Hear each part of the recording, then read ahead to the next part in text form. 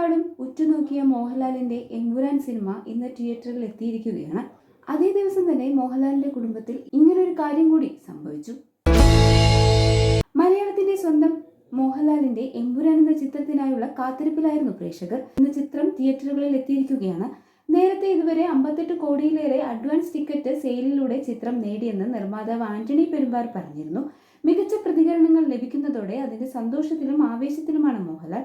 ഈ സന്തോഷത്തെക്കാൾ ഒക്കെ ഉപരി ലാലേട്ടനെ സംബന്ധിച്ചിടത്തോളം മറ്റൊരു സന്ദേശം കൂടി ജീവിതത്തിലുണ്ട്.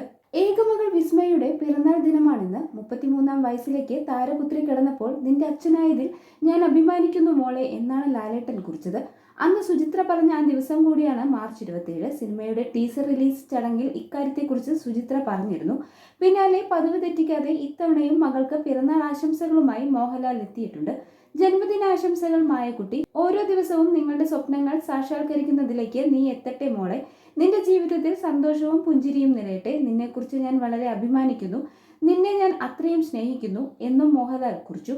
ഈ പോസ്റ്റിന് താഴെ നിരവധി ആരാധകരാണ് ആശംസകൾ അറിയിച്ചുകൊണ്ട് എത്തുന്നത്.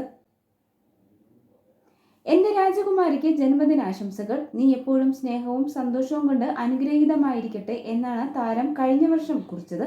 അച്ഛന്റെ ചെല്ലക്കുട്ടി വിസ്മയാണെന്ന പോസ്റ്റിൽ നിന്ന് വ്യക്തമാവുന്നുണ്ടെന്നാണ് ആരാധകർ പറയുന്നത്. കാരണം ഇതുവരെയും പ്രണവിനെ പിറന്നാൾ ആശംസിച്ച കുറിപ്പൊന്നും മോഹൻലാൽ പങ്കുവച്ചിട്ടില്ല. പൊതുവെ പെൺമക്കൾക്ക് അച്ഛനോടാണ് പ്രിയം എന്നാണല്ലോ പറയപ്പെടുന്നതെന്നും ആരാധകർ പറയുന്നു. സോഷ്യൽ മീഡിയയിൽ ഇടയ്ക്ക് മാത്രമാണ് വിസ്മയ പോസ്റ്റുകൾ പങ്കുവയ്ക്കാറുള്ളത്. മുമ്പ് തന്റെ അമ്മ സുചിത്രയുടെയും ആന്റിയുടെയും സ്വപ്ന സാക്ഷാത്കാരത്തിന് സാക്ഷിയായ സന്തോഷം പങ്കിട്ട് വിസ്മയ എത്തിയിരുന്നു. ബ്രിട്ടീഷ് റോക്ക് പോപ്പ് ഗായകനായ റോഡ് സ്റ്റീവാർട്ടിന്റെ പെർഫോമൻസ് ആസ്വദിക്കുന്ന സുചിത്ര മോഹൻലാലിന്റെ വീഡിയോയാണ് വിസ്മയ പങ്കിട്ടത്. എന്റെ അമ്മയുടെയും ആന്റിയുടെയും സ്വപ്നങ്ങൾ യാഥാർത്ഥ്യമാക്കുന്നു. എന്റെ അമ്മയ്ക്ക് ഇത് എത്രമാത്രം പ്രധാനമാണെന്ന് അമ്മയെ അറിയുന്നവർക്കറിയാം എന്നാണ് അമ്മയുടെ ഫാൻ ഗേൾ മൊമെന്റിന്റെ വീഡിയോ പങ്കിട്ട് വിസ്മയ കുറിച്ചത്.